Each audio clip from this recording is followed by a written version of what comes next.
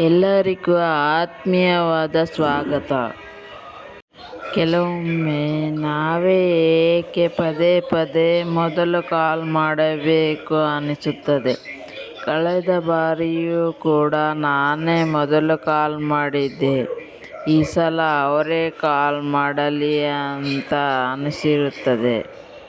ಆ ಸಂದರ್ಭದಲ್ಲಿ ನಾವು ಹೇಗೆ ಇರಬೇಕು, ಯಾಕೆ ಆ ಥರ ಇರಬೇಕು ಎಂದು ನಿಮಗೆ ವಿವರವಾಗಿ ತಿಳಿಸ್ತೀನಿ. ಬನ್ನಿ ತಿಳಿದುಕೊಳ್ಳೋಣ. ಒಂದು ಚಿಕ್ಕ ಉದಾಹರಣೆ ಮೂಲಕ ತಿಳಿದುಕೊಳ್ಳೋಣ.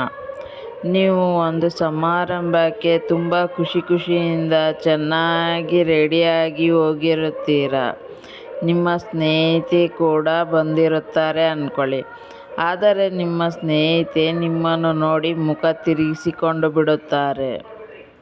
ನೀವು ಅವರನ್ನು ಕಾಪಿ ಮಾಡದೆ, ಅಂದರೆ ನೀವು ಕೂಡ ಮುಖವನ್ನು ತಿರುಗಿಸದೆ, ನಿಮ್ಮ ಮೊದಲಿನ ಖುಷಿ ಹೇಗೆ ಇರುತ್ತೋ ಹಾಗೆ ಖುಷಿಯಿಂದ ಅವರ ಬಳಿ ಹೋಗಿ ನಿಮ್ಮ ಖುಷಿಯನ್ನು ಅವರಿಗೆ ಹಂಚಿ ಖುಷಿಯಿಂದ ಒಂದೆರಡು ಮಾತನಾಡಿ.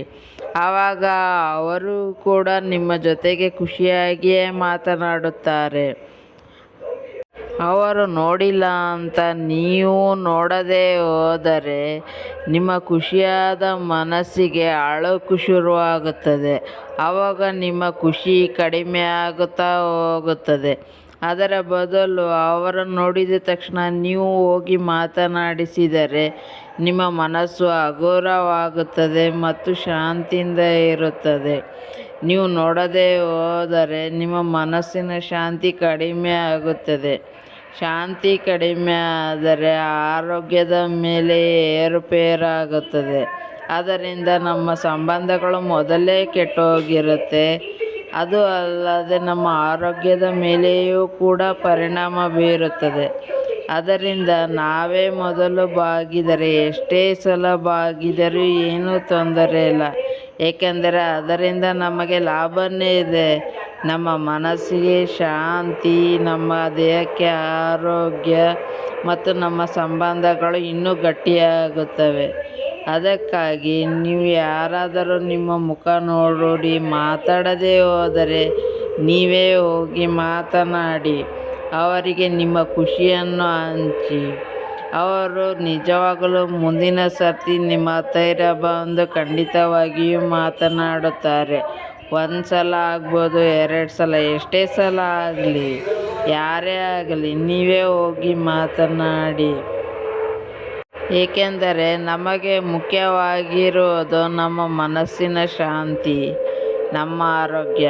ಅದಕ್ಕೆ ನಾವು ಬಾಗಿದಷ್ಟು ಗಟ್ಟಿಯಾಗುತ್ತೇವೆ ಹೊರತು